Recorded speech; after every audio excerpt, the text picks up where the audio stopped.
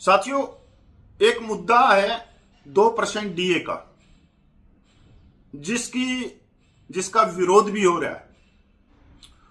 खासकर जो अच्छे पत्रकार या अच्छा कोई मीडिया चला रहा है तो सरकार से वही सवाल पूछ सकता है।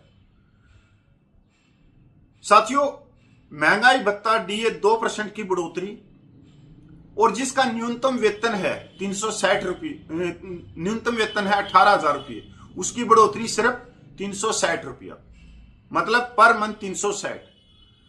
पर क्या वास्तविक में ये 360 रुपया उस कर्मचारी के जीवन को बदल रहा है? क्या महंगाई में कुछ राहत मिल रही है? क्या वो अपने बच्चों को अच्छी शिक्षा दे पा रहा है?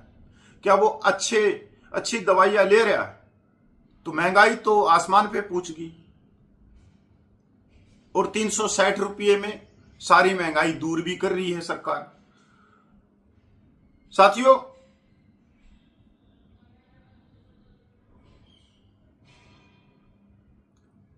बढ़ोतरी प्रति माह केवल 360 रुपये की वृद्धि है, जो कई लोगों के अनुसार आज की अर्थव्यवस्था में निर्णय अंतर पैदा करती है। महंगाई भत्ता सरकारी कर्मचारियों की बढ़ती कीमतों के अनुरूप वेतन में समायोजन करके मुद्रास्फीति से निपटने में मदद करने के लिए है। हालांकि भोजन, ईंधन, किराया और परिवहन जैसी आवश्यक वस्तुओं की लागत लगातार बढ़ रही है, जिसके चलते कर्मचारी तर्क दे रहे हैं कि हालिया बढ़ोतरी से उन्हें कोई वास्तविक राहत नहीं मिल रही है। निम्न और मध्यम आय वर्ग के कई सरकारी कर्मचारियों का मासिक बजट पहले से ही तंग है। कुछ 100 रुपये की अतिरिक्त आय से घरेलू खर्चों में लगातार हो रही वृद्धि की भरपाई नहीं हो पाती। पिछले कुछ वर्षों में मुद्रास्फीति ने किराने के बिल से लेकर स्कूल फीस तक हर चीज को प्रभावित किया, जिससे परिवारों के लिए अपने जीवन स्तर को बनाए रखना और भी कठिन हो गया। कर्मचारी संघों और विशेषज्ञों ने बताया कि हालांकि महंगाई भत्ता में समय समय पर संशोधन किया जाता है, लेकिन यह अक्सर वास्तविक मूल्य वृद्धि से पीछे रह जाता है।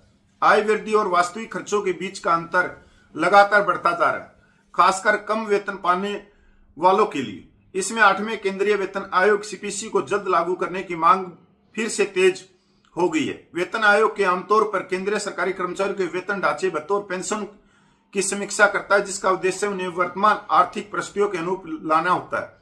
कई लोगों का मानना है कि 8वें सीपीसी के तहत व्यापक संशोधन से महंगाई भत्ता में क्रमिक वृद्धि की तुलना में अधिक सार्थक वृद्धि राहत मिल सकती है। वर्तमान में 7वां वेतन आयोग लागू हो, हालांकि इसमें समय समय पर वेतन वृद्धि डीए में संशोधन हुए।